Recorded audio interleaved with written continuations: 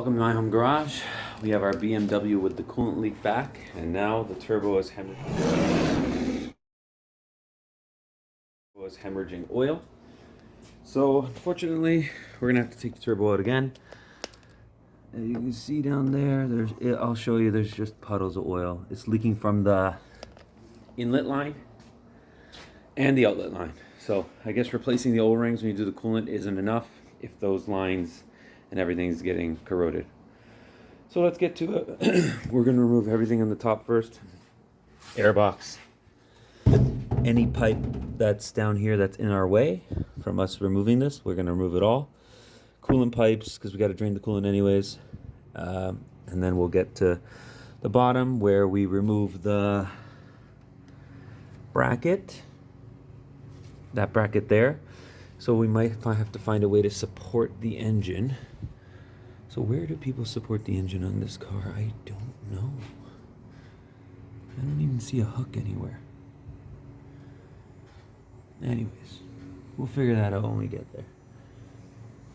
Yeah, they don't even give you a hook on these motors. Anyways, we'll get to it. Alright, well I didn't bother showing the process of removing the turbo because I already did it on the coolant leak. But in this one I went a little bit different. I actually removed the catalytic. I removed the cat. So all you gotta do is disconnect the O2 sensors. And you have to remove it anyways or get out of the way to remove the turbo. So all I did is just peel that pipe back by disconnecting the little support mount right there. Got the cat out. Removed the engine mount. So I just removed the engine mount, 3 screws. It's a good time to check it as well, make sure it's not cracked. And instead of having to take all this pipes out and fidgeting it with it to come out this way like I did in the coolant pipes, I actually went out that way. And it came out pretty easily. You still got to maneuver those coolant pipes and it's still kind of a pain. But I replaced the oil return hose. Okay, there's also a PCV tube that goes behind it, so just make sure you re-lubricate that seal and inspect it. So this hose is on. A couple of the studs came off with the nuts, so we got to order 2 more nuts and 2 studs, and this holds the bracket that holds the turbo. This bracket here. So that latches around the turbo. So I'm actually going to replace the bolt that tightens that up. And which is this one. This bolt here, it's all rusty, so I might as well replace this guy. And one of these is stripped. So here's one good one. So I'm going to do that. And then our exhaust system has these clamps like this, so I'm going to see if I can remove this clamp and put an aftermarket one or get a new nut and bolt for this. And that's it. And then we'll be ready to reinstall our turbo, which now has new oil line with the actual updated line. So go figure. BMW messes up and everyone's got to do their job themselves. Well, there's our check valve. It's different than the old style. Another thing I noticed is on these N20s,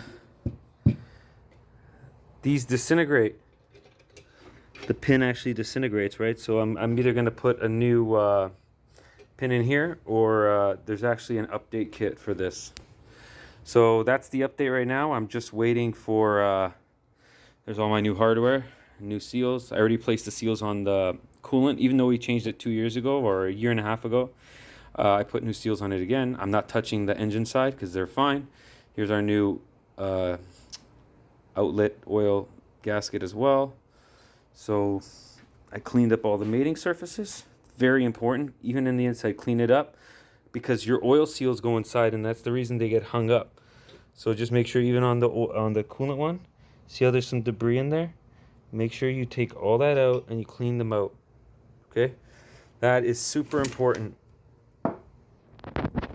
Or else when you're installing those coolant pipes, which are a pain in the ass, anyone who's ever installed it will know, it'll be super easy. So just make sure you clean all that up. And see this surface here? You want to make sure it's completely flat and there's no ridges. So I filed it down nice and smooth. So now it's flush, because what happens is the top line actually sits here first, and then the second line sits on top of this one. So you got to make sure that the surfaces are nice and clean. Other than that, inspect your turbo while you're here.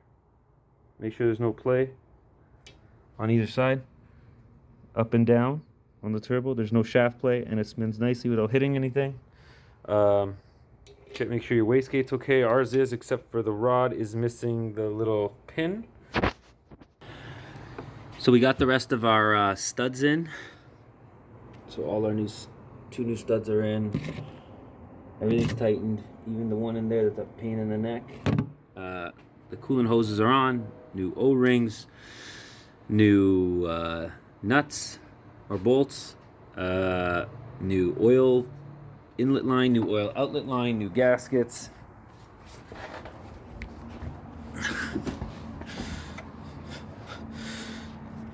New exhaust gasket for the turbo.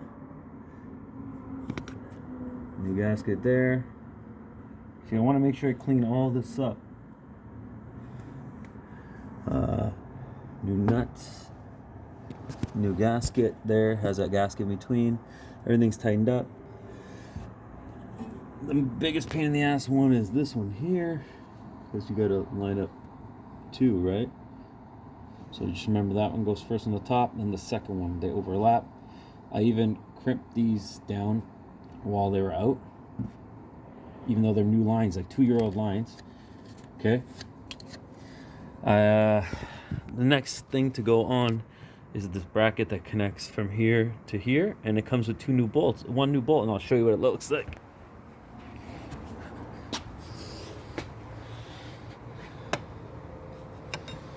So here's the old bolt, right? So one of them was good, and they gave me a replacement. So guess what it looks like? Take a look. The head's completely different on it.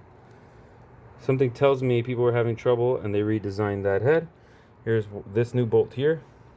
So I'm just gonna get those on right now, and then I'll be right back. We're just bleeding the cooling system now. Everything's back together. All my pipes, my specialty clip from BMW. This is the kind of clip you would get if your pin broke.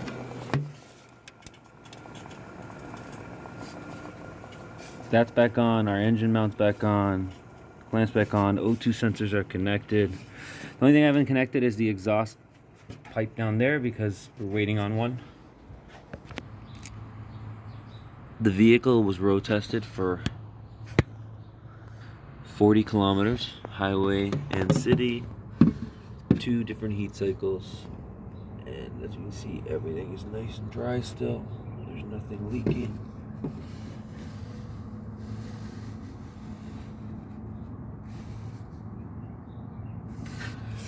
But we do have an issue with a LIN bus message with the water pump, which was there before. But the water pump's operation is normal. It's turning on, it's turning off, it's doing the bleed procedure.